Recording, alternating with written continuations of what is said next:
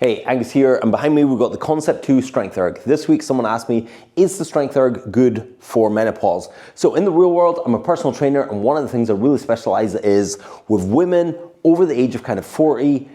They're kind of moving into that perimenopause, menopause stage, getting older. They maybe haven't lifted weights. That generation, I'm 45, that generation, especially of women, haven't been introduced to weights. They didn't have an idol like Arnold Schwarzenegger that the guys had. So weight training is still kind of scary. The younger sort of ladies are out there smashing it in the gym, doing good time. So my job is to get people comfortable lifting weights, lifting real weights, lifting heavy weights, and the Strength ERG is actually a really cool tool for this. So one of the reasons it's a cool tool is there's no weights, so there's zero fear on there. You can jump on there and do a set of leg press and blast out a number, and then I tell you on the screen what you're hitting, and then it's like you're hitting 100 kilos, so maybe next time, you know, a 6 kilo kettlebell isn't doing jack shit when you are actually already strong. So one of the reasons we want to strength train when going into menopause or getting older, and this applies to men and women, both men and women lose weight, lose muscle, as they get older. Sometimes gain weight because muscle goes down and fat goes up. So the same calories will affect your body differently because you have less muscle, you have less space for glucose disposal in your body. So we want to build muscle, men and women. Women have the double problem. We've got menopause, hot flushes, hormone dysregulation where things just go wild and crazy. Then also have a serious case of osteoporosis, which affects men less. Also, men have a starting point up here of higher muscle mass. Women up here might lose it in the same rate, but men will generally have more muscle mass for a longer time than women. Part of that is because of work. A man might be more likely to have a manual job. A man might be more likely to be lifting weights in the gym. So getting into the gym, lifting weights, awesome. What is strong? So one of the things I've been doing with the ladies lately is making up a bit of a chart of what I like to see. So there are 3 movements on the Strength ERG. There is the leg press, there's the seated row, and there's the chest press. So for the leg press, and I have a lady that's just turned 80 and she just hit 100 kilo on the leg press.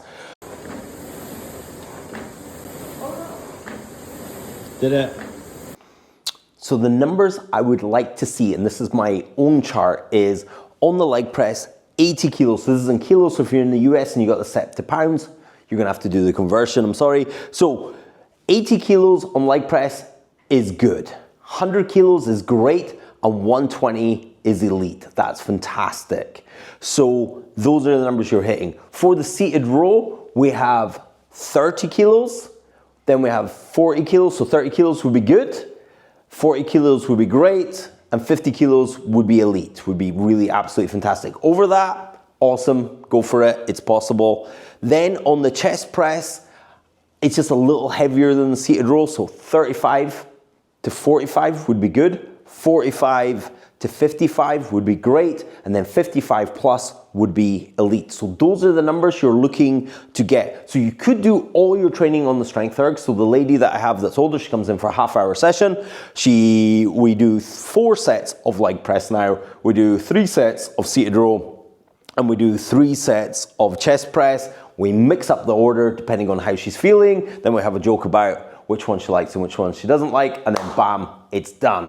So sort of summary, awesome machine if you're in menopause, awesome machine to introduce you to resistance training. So a lot of people get confused with resistance training, weight training, and strength training. They're all basically the same thing. They're all lifting a heavy object against gravity or pushing against some sort of resistance. So your tiny little weight is resistance training, but it's probably not enough. And I don't mean to be derogatory when I say that. I just see it so often that the change you need to make is probably so far. I see people with 5 kilo weights, but then they can carry 20 kilos of shopping bags.